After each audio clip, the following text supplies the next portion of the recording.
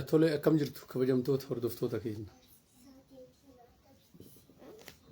Kuni qophii qoraasuma seeraati. Qopheessan leencoosan. Amma egaa akkuma mata duree gubbatti argaa jirtanii dhimma qabeenya dhaalaa ilaallaa jechuudha. Qabeenya dhaalaa tokko jira. Dhaaltonnis jiranii. Dhaaltonni kunniin egaa gahee mataa isaanii qabu jechuudha. Gaheen isaan gahuu irra jiraatu akkaatama seera dhaalaa biyya keenyatti ta'uu qaba. So isa kana filannoo qabu ture ofii isaaniiti waliigalteedhaan hirachuu danda'u, qoodachuu danda'u jechuudha waliigalteedhaan.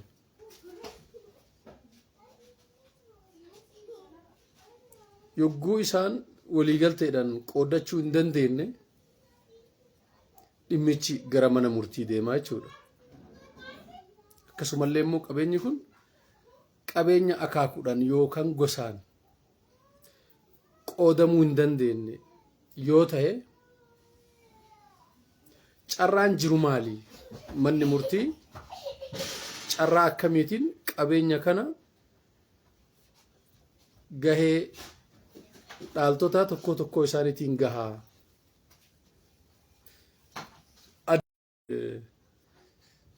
Sararra jirtan sheer godhaa, hiriyoota keessaniin gahaa, namoonni irraa fayyadamuu akka qaban ilaallaa jechuudha. Egaa gaafiin kun yeroo baay'ee mudata. Qabatamaanis manneen murtii keessattis yeroo dhimmi mana murtii osoo hin geenne dhaaltonni akkuma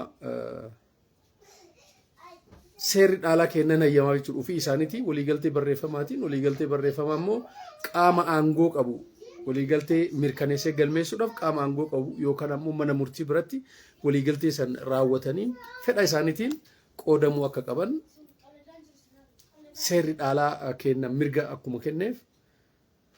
Garuu immoo yoo ofii waliigaluu dadhaban maal ta'uu qabanii? Fakkeenyaaf qabeenyi dhaalaa isaan gahe suni mana tokko yoo ta'e dhaaltonni sun namoota 2 fi 3 sanaa ol yoo ta'an haala kamiin qabeenya kana qooddatuu danda'u? Ishuun isaan gidduu jiru kuni, dubbiin ijoo isaan gidduu jiru kun haala kamiin furataa? Manni murtiidha adeemsa akkamii keessa darbuu qaba?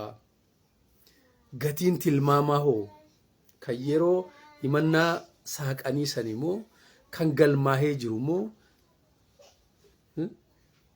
book value yookaan ammoo market value ta'a kan yeroo ammaa ta'a? Haala kamiin shallagamaa?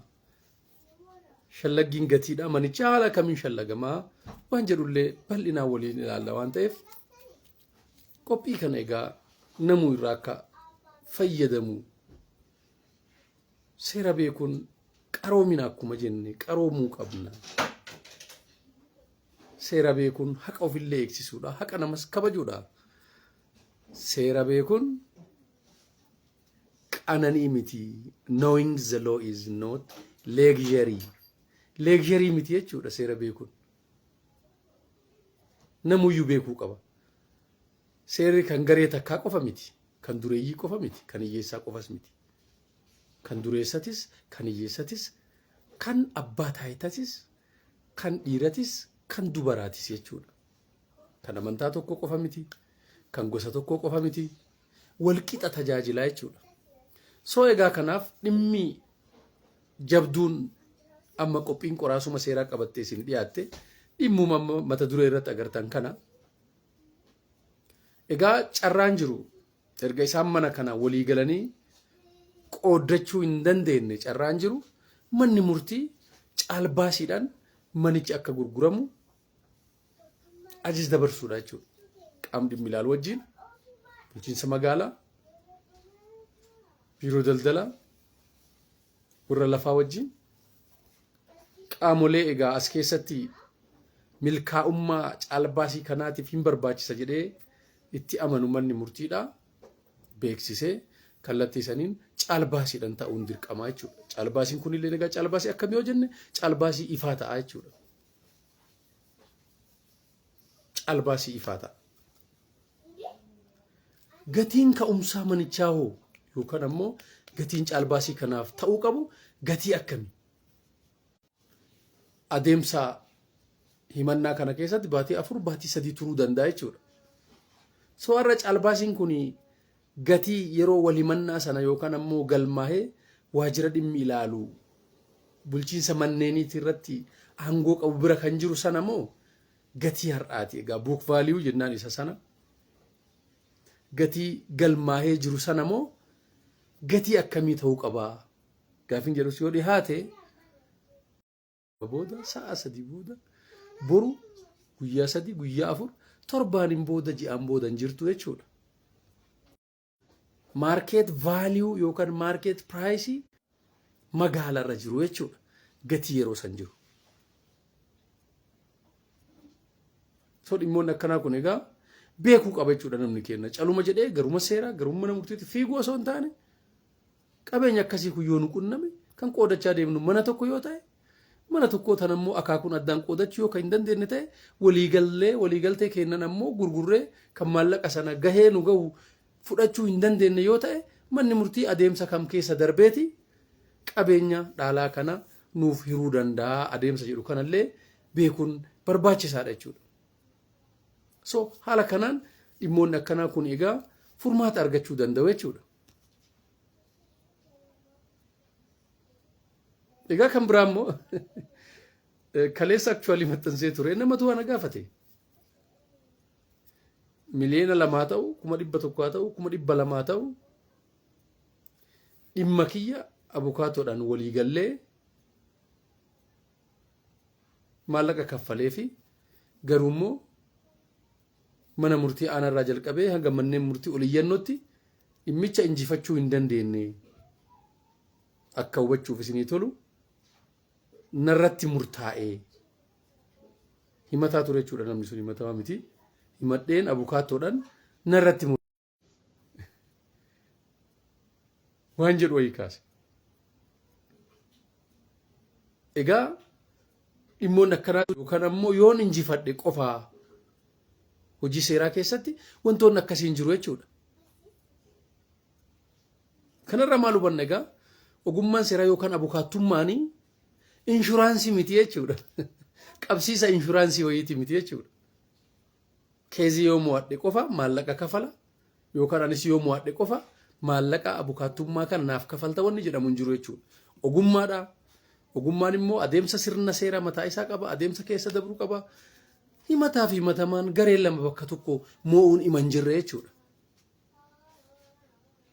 Gareen tokko injifatamaadha. Gareen tokko injifataadha. So jaarrummaa miti jechuudha. Win-winin gareen lachuu win-winerii miti jechuudha. Jechuudha yaala isaatiif hin kafalaa. Garuu immoo yoo yaalamee oolchuun hin danda'amu. Namoonni baay'een yeroo injifataman waan akkasii san abukaattoo baay'ee irratti hin argina yoo cinqan.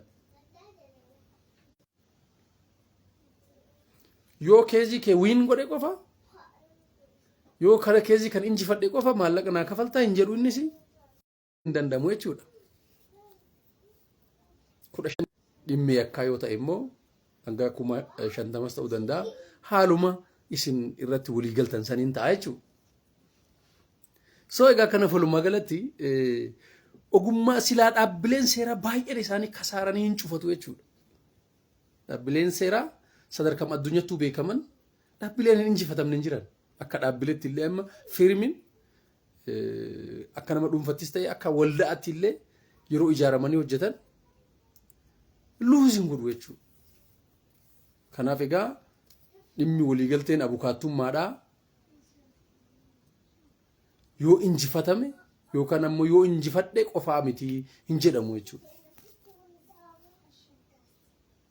So kanaaf egaa dhimmoonni akkasii sun hubachuun nurra jiraata. Kanaaf durumaayyuu gaafa itti seennu beeknee itti seenuu qabna jechuudha. Kafaltiin sun kondiishinii miti jechuudha. Kondiishinii haala irratti hundaa'u. Yoo injifadhe qofa wanni jedhamu hin jiru jechuudha. So isa kanallee haala sanii ilaaluu fi inni biraa immoo osoo an mana murtiitti dhiyaadhee yookaan falmachuu danda'u yookaan himachuu danda'u ogeessi seeraa yookaan abukaattoon maaf na barbaachisee warroonni jedhallee hin jiru gara biraatiin. Ammas manni murtiidha yookaan akka magaalatii miti jechuudha. Deemtee gatii gaafattee waanuma deemuu dandeetteef qofa waan bitattuu miti. Isteeppii mataasaa qaba. Haalli mannaan itti qophaa'u. Haalli ragaan itti dhageessifamu. Haalli ragoota san ati cross check itti gootu. Gaafii qaxxaamuraatiin, gaafii keessa deebitiin. Proosesii fi proosiijarii qaba jechuudha. Adeemsa sirna seeraa, sirna deemsa dhimmoota akkasuma sirni deemsa hariiroo hawaasummallee hawaasallee siivil proosiijarillee akkasumatti mataa isaa qaba jechuudha. So adeemsonni akkasii suni adeemsota ogummaa barbaadanidha, ogeeyyii barbaadanidha.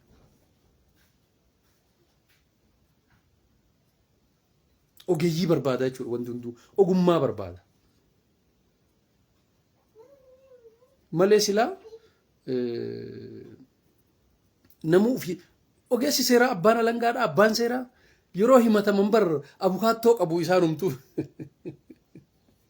Seeraan eebbifamanii digirii haa ta'u, maastarsii haa ta'u, PhD haa ta'u osoo maa qabanu garuu dhimmi isaanii laali mooraalitiin jira, immooshin keessa seenta dhimma kee ati yeroo dhimma keetiif dubbatattu tasgabbii dhabdataa adeemsa san keessatti immoo waan irra utaaltutu jira hin tasgabbooftu miiroftaa jechuudha.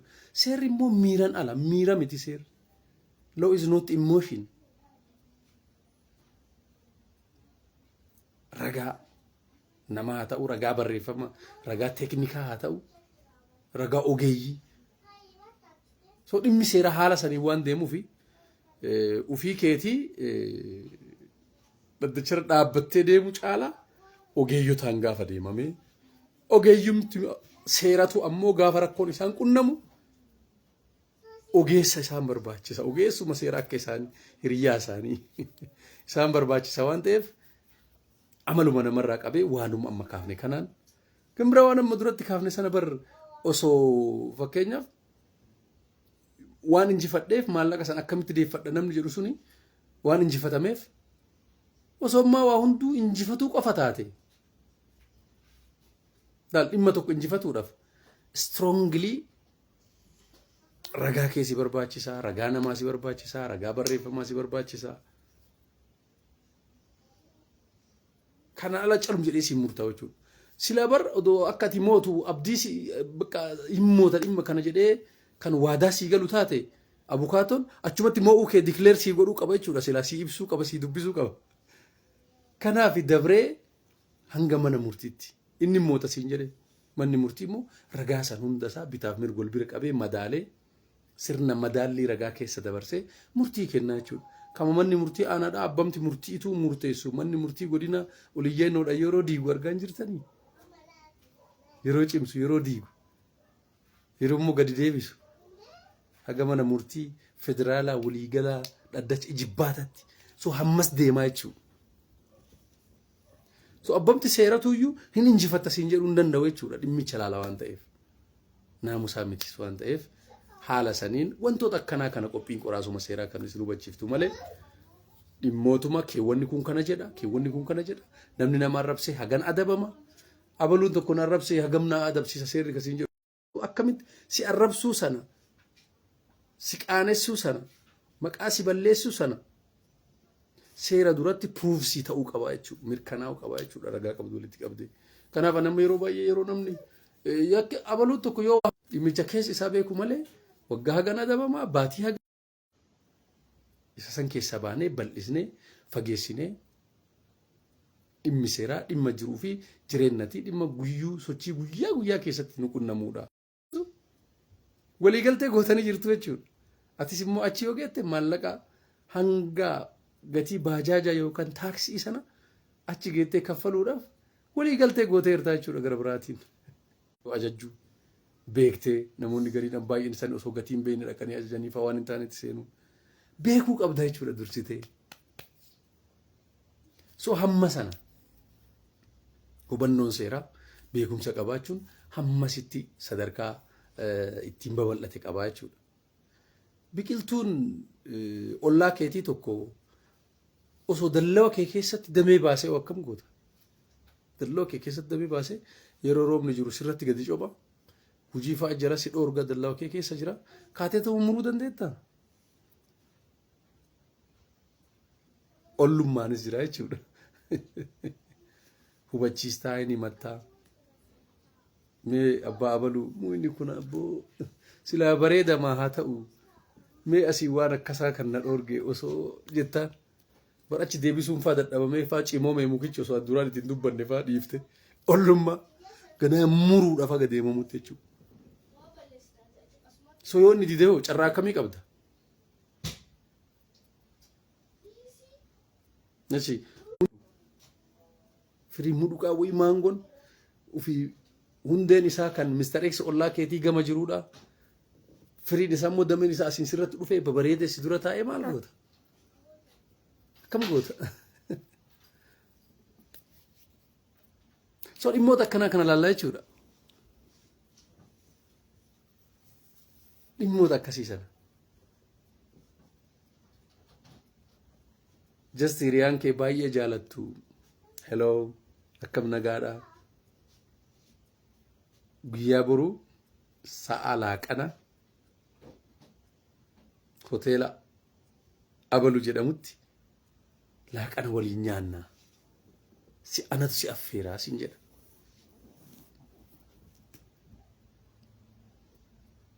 Tole beellama biraan qabatini anatu si affeeraa. Tole jettee atis walii galtee hiriyaa keetii bakka gammaddee argachuudhaaf walii naasa walii laaqana nyaachuudhaaf dhaqxa sa'a sanitti. Yoo ati dhaqxu hiriyaan kee achi buuteen shartii hajii kamaal hin jiru. Bilbilli isallee cufa switch off hin hojjetu. Zenwaat xaartee jirta. Taaksii yookaan baajaajiidhaaf baastee jirta. Takka immoo hoteela sanii nyaachuu hiriyaa kee na affeere jettee kiisni kee waan jiran ta'a. Beelofte waadaa walii galtanii jirtu kaleessa waadaadha siin jedhe. So mana murtiitti himachuu dandeessaa?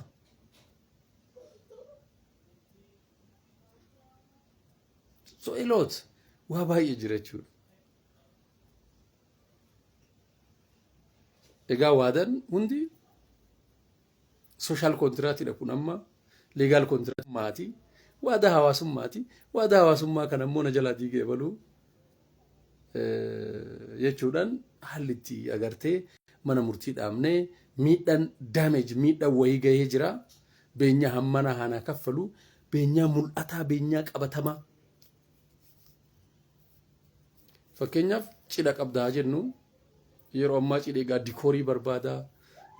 Nyaatumtuu amma yeroo qophiin egaa biifee maaliin kuni ogeeyyiin hojjetamaa mi walii galtee gootanii sa'a akkanarraa eegaltanii hojjettan jette atiin eeggatta baqqanaa dhufa jette isaan garuu hin jiran sa'a sanitti.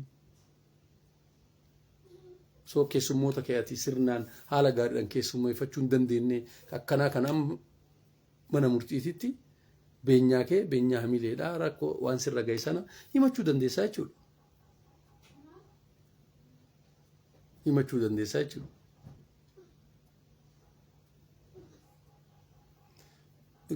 Gaafiin abdii isaan maal jedhaa foormii bakka bu'ummaa guutuu lafa mana jireenyaa barbaadu. Sababni isaa namni ani irraa bitee Finfinnee jiraata. Akkoo nageenya qaamaan dhiyaachuu hin dandeenye. Afaan Amaaraa fi Afaan Oromoo. Isa sii kennaa barra. Ana asakoo.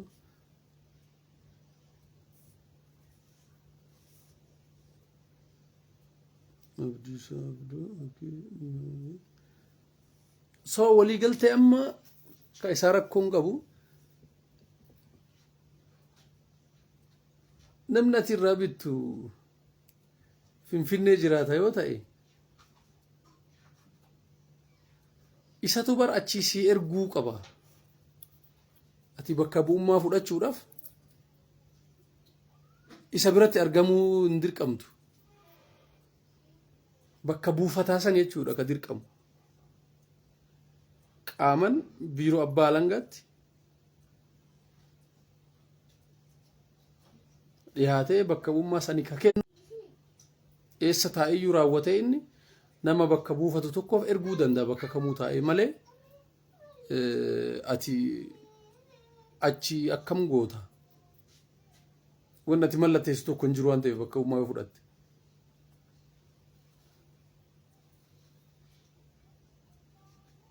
So anyways, bilbilli keenya jira. Hinaasofna. Egaa akkas jechuudha dhimmoonni seeraa waa hedduuf keessaa qaba. Waan har'a haasoytee boru dhumu miti. Waan halkan takka guyyaa takka lamatti yeroo akka cirrachaa jechuudha dubbiin seeraa baay'ee bal'oodha miideen seeraa.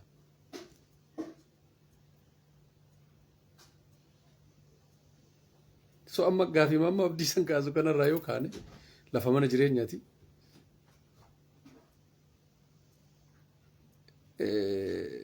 Imbita bittaan bittaadha maallaqa waliigaltan sana kaffaltee akkuma kana mana irraa bitee bakka bu'ummaa kenneef maallaqas fudhate waraqaan bittaa gurgurtaa hanga hin boqate.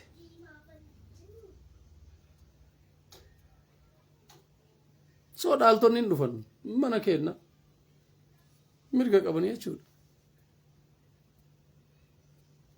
Ummaan ittiin hafaa ta'u keessa iyyuu tokko garee lamaan keessaa inni tokko yoo boqate yoo du'e guyyaanni sakandii namni sun boqaterraa manni sun kan gara maatii sanaati jechuudha. Bakka bu'ummaa fi bittaaf gurgurtaan yeroo baay'ee waan gonkumaa hariiroo wayituu hin qabne jechuudha. Garuu baratamaadhaan waan magaalota keessatti amma baay'ee agartu. Hariiroo wayituu hin qaban bittaa fi gurgurtaan waliigaltee bakka bu'ummaa wajjin jechuudha. So wantoota akkanaa kanallee hubachaa deemuun beekuun barbaachisaadha dhimmoon akkasii kanas. Wanti isaa walitti fiduu hin jiru jechuudha. Waliif paaralaaliidha. So booddee rakkinaaf nama saaxila wantoonni akkasii suni. Bakka bu'ummaa jechuun bar kan abbaa saniiti ati akka isaa taateeti sababa wahiitiin inni akka waan qabeenya sana bira hin jirretti ala jiraachuu danda'a, fayyaa dhabuu danda'a, qabeenyi itti baay'achuu danda'a. So akka kiyya ta'ee jechuun bar bakka bu'ummaa guutuu yoo sii kenne akka kiyya ta'ee gariin immoo irraa bitee jira asiin bakka bu'ummaa guutuu fudhee maqaa kiyyatti naanneffachuu hin danda'u siin jedha. That's wrong hin dandeettu. That's wrong. Even kallattiin ofitti jijjiiruu miti fira kee fira dhiyootu maatii keetittuu gurguruu hin dandeettu. Walitti bu'iitii diinagdee jedha seerri. Economic conflicts. Walitti bu'iitii diinagdee uumamuu danda'a waan ta'eef ofittis maqaa keetitti jijjiiruu hin dandeessu. Gurgurtee bar kallattiidhaan maallaqni bittaa fi gurgurtaa bakka bu'ummaa raawwate sanirraa argamu akkaawuntii isarratti jiguu qabaa jedha seerri. So ati asiin waan waliin agarree waan walii faallaa jechuudha. Waan waliin agarree waan walii faallaati.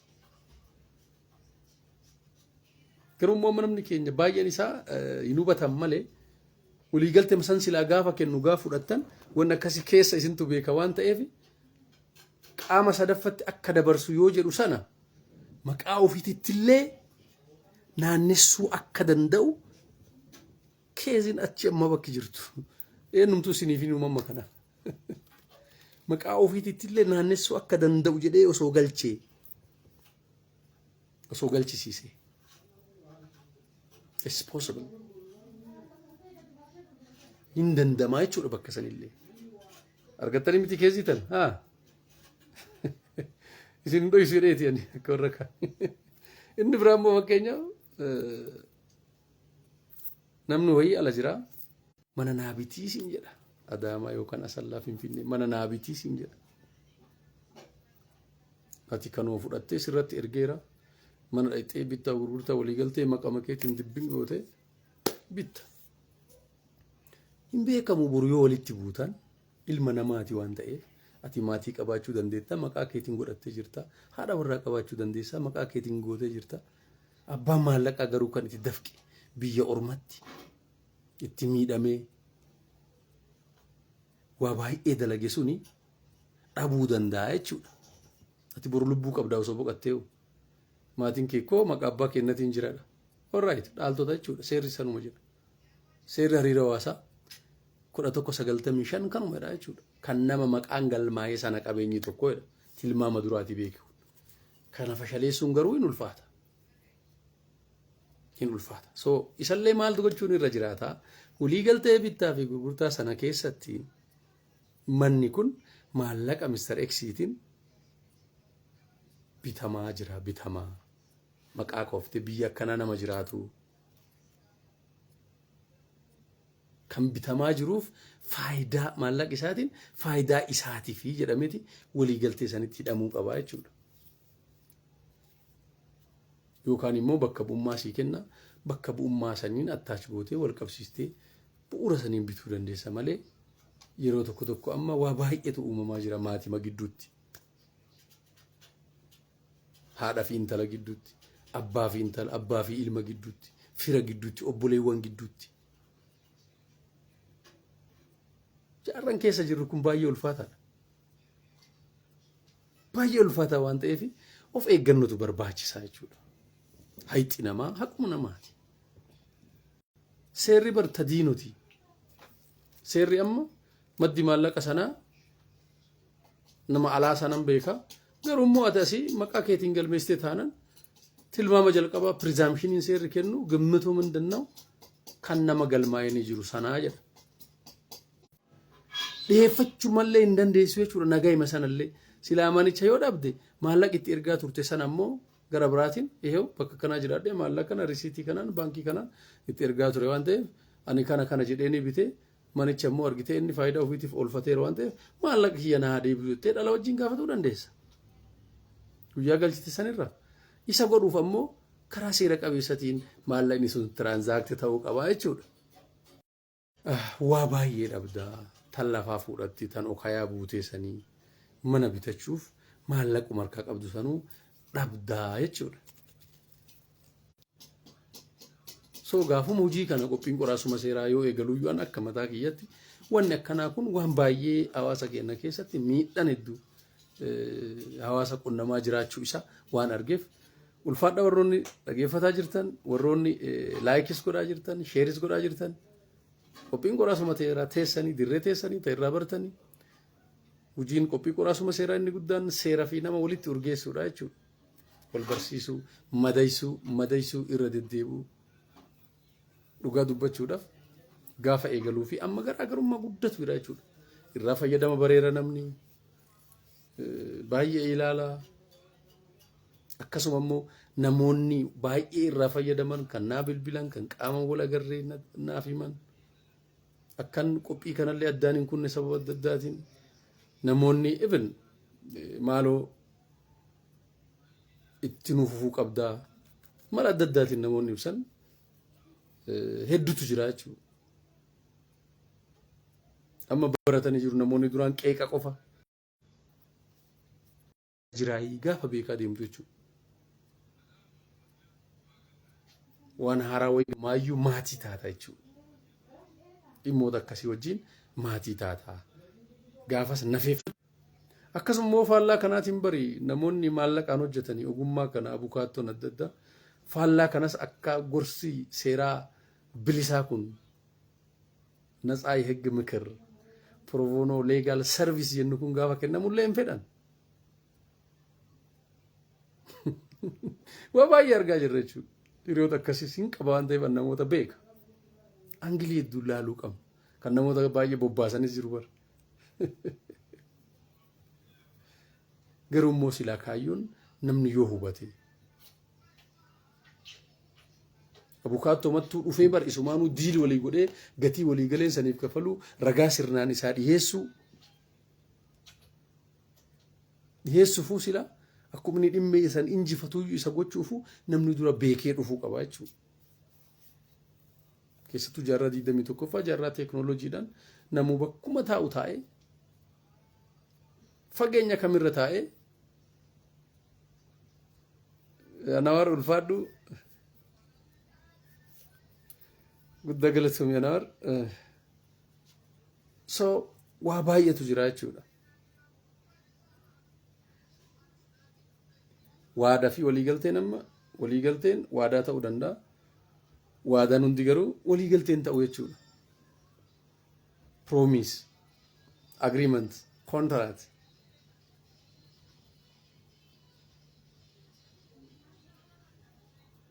So waadaan hariiroo hawaasummaati. It's a social contract. Amma intala wayii ijoollee wayii amma wal fuuna bakka asii fuudhaanis jedhanii osoo waliin dubbatanii isin kan biraa heerumte agreement social agreement godhanii mire yoo isin kan biraa heerumte hundi kan biraa fuudhee wayii machuu hin danda'amaa noo. Duraan amma osoo daa'imni dhalanne fa'aa garatti walii kennaa maatiin keenya ilmi kiyya yoo ta'an argachuuf deemu dhiira ta'e intala ta'e akkas jedhanii walii kennan. Social contractidha jechuudha waliigalteewwan akkasii sun. Waadaa promise waliigalteen tokko waliigalteedha jedhamuuf ulaagaa akkamii guutuu qaba waan jedhu akkasumallee yoo raawwatamuu dhabe maalidha wantoota jedhanillee ilaallamee waliin yeroo itti aanu bal'inaan dhimma waliigalteedha wal qabatu kana jechuudha. Keessattuu jaarraa amma teekinooloojii ta'ee kana keessatti akkaataa seerri jedhuun bitamuun dirqama jechuudha.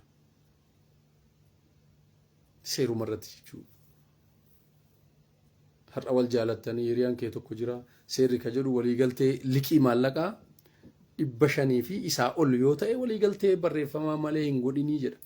Ati garuu obboleessa keetii nama baay'ee jaalattu waliin dhiyaattanii qorii fi ciicoo nama waliin qabdanii waliin guddattanii 200,000 300,000 miliyoona fa'aa tiraanzaakti gootaaf. Waan seerri jedhuun ala baatee jirta waan ta'eef liqii ittuun siqinii siin jedhee jira jechuudha. Si dhoowwaa seerati. So rakkoodha jechuudha wantoonni akkanaa kun. Wal jaalalli kama jiru ta'ee otoo fakkeenyaaf naa gala hiriyaa kee nama baay'ee walitti dhiyaattan wahii bakka 100 sii kennaa waliigaltee barreeffamaan goonaa beenuu qaama seeraa bira osoo jetteen na amanuu dadhabdee siin jedha hin dadhabee si amanuu dadhabuu kiyyaayyuu miti jedhiin seeratu jedha 500 fi sanaa ol seeratu jedha waan ta'eef akkuma seerri jedhuun itti deemna achumarratti agartaa jechuudha dhiyeessuufaa danda'a. So chaalenjiiwwan akkanaa kana danda'u. Waliigaltee barreeffamaatiin gootan irraa kenniteef haa jennu yookaan liqeeffatte haa jennu 100 200 yoo deebisullee akkasuma barreeffamaan ta'uu qabaa jedha. Waliigaltee lakkoofsa akkanaatiin gaafa guyyaa akkanaa goone bakka kanatti goone maallaqa akkanaa irraa fudhee ammallee waliigaltee kanaan maallaqa kana deebisee fi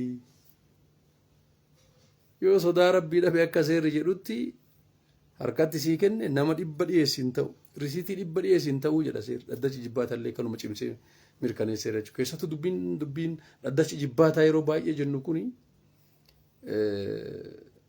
seera manneen murtii jala jiranitti guyyaa murtaa'anirra seeronni malleen haalli ittiin amma ameendi ta'an keessaa baay'een garasanii abbootii seeraa ogummaa yeroo dheeraa qaban naamusaan beekaman nama 7 murtaa'a waan ta'eef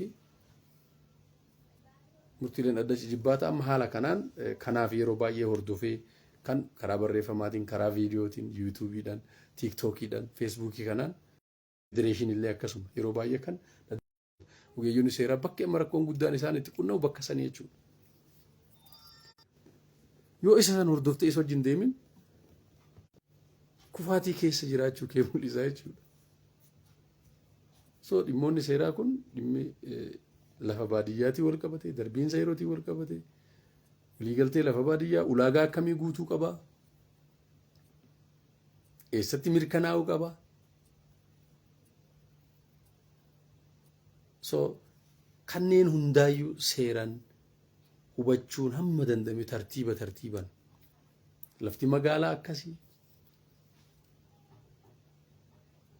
mana tokko bituu yoo kaate ati akkamitti bitu of eeggannoo akkamii godhuu qabda konkolaataa tokko bituudhaaf of eeggannoo akkamii godhuu qabda sanadoota akkamii ilaalta waajjira mootummaa kamirraa adda baafattammoo shakkii yoo sitti uumame malli qulqulleeffannaa ati konkolaataa itti bittuu fi mana itti bittuu garaagaraa jechuudha. Waan garaagaraati biiroolee garaagaraatiin hoogganamu.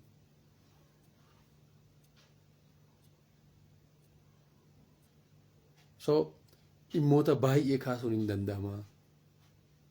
Akka waliigalatti egaa har'a kan ilaalle keessattuu dhaaltonni qabeenya dhaalaa waliigaluudhaan qooddachuu yoo dadhaban qabeenyi sun ammoo qabeenya akaakuudhaan adda hiramuu hin dandeenye mana yoo ta'e dhaaltonni nama 4 fi 5 yoo ta'an manni dhaalaa sun immoo argitee mana tokkicha yoo ta'e manni murtii maal gochuu qaba caalbaasii ifaa gochuu qaba jennee jirra. Furmaata biraan qabu jechuudha. Caalbaasii ifaa san immoo gatiin isaa gatii yoomii ta'uu qaba. Gatii yeroo wal himannaa takka immoo gatii waajjira kantiibaa bulchiinsa magaalaa waajjira lafaa biratti galmaa'edha moo gatii isa kamii gatii maarkeet vaaliyuu har'a jiru sana ta'uu qaba. Gara biraatiin ammoo dhaaltonni waliigalteedhaan qabeenya dhaalaa qooddachuu danda'u. Waliigalteen sun waliigaltee afaanitii miti waliigaltee barreeffamaa ta'uu qaba. Waliigalteen barreeffamaa ta'uu qofa miti mana murtiitiin yookaan ammoo qaama seeraa mootummaadhaa labsiidhaan dambiidhaan qajeelfamaan hundaa'ee waliigaltee mirkaneessee galmeessuudhaaf aangoo seera qabeessa qabuun mirkanaa'ee galmaa'uu qaba waliigalteen isaa. Kan hubattanii fi akka waliigalatti immoo abukaattummaan inshuraansii akka hin taane akkuma mana yaalatti yoo yaalamte miliyoona 3 miliyoona 5 miliyoona baay'ee baaftee yaalamtee fayyuu dadhabdee namni yeroo boqotu maatiin isaa immoo baasii sana hospitaala irraa yoo moo'amte maallaqa sana haala itti gaafattu hin jiru adeemsallee miti. Kana jechuun ammoo inshuraansii miti jechuudha. Abukaattummaan hojiin abukaattummaadha. So har'a egaa waan amma hin fayyada jedhee qabadhe bifa kanaan kan waliin ilaalle fi yeroo itti aanullee egaa guyyaa tokko hedduu darbaa karaa TikTokiitiinis karaa Facebookiitiinis YouTubeidhaanis dhimmootuma akkanaa kana galgala kan waliin ilaalluu fi dhimmoota barreeffamaa fi viidiyoon hojjetaman ammoo yeroo kamiyyuu seentanii ilaaluun ni dandeessu. Kun qophii qoraasuma seeraati qopheessa leencoo sanii dhimma seeraa beekuun ammoo murteessaadha barbaachisaadha. Seerri leegiyarii miti akkasumallee immooshinii miti miira miti jechuudha. Eenyumaaf wal qixaa olaantummaa namaa osoo hin taane olaantummaa seeratii fi hojjetaa akka jirru naagalaa raawwiin bakka bakkatti rakkoo qabaachuu danda'a. Murtiin manneen murtiidha abbaa langaa poolisii rakkoo qabaachuu danda'a isaan hubadhaa.